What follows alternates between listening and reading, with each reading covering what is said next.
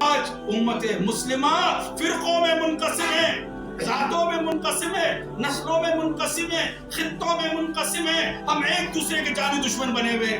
پھر ہم نے عبادت کی جگہوں کو بھی مخصوص کر دیا، ہم نے بڑا بڑا لکھ دیا کہ فلاں مسلک والے کا داخلہ ممنوع ہے جی، یہاں نہیں آ سکتا۔ بھئی جب مسجد اللہ کا گھر ہے، اللہ کے گھر کو بھی ہم نے کیا کیا تقسیم کر کے رکھا؟ کیا ہم نے تقسیم نہیں کیا ہوا؟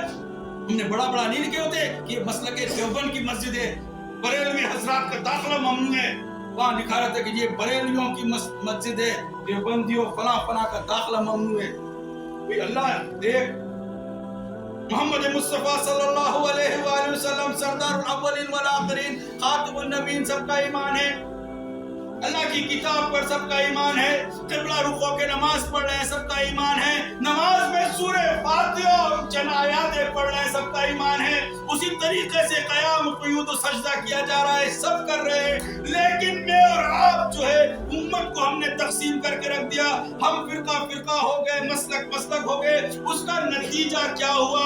آج ہم پر یہود و نصارہ مسلط ہو گئے، لم یبقى من الایمان۔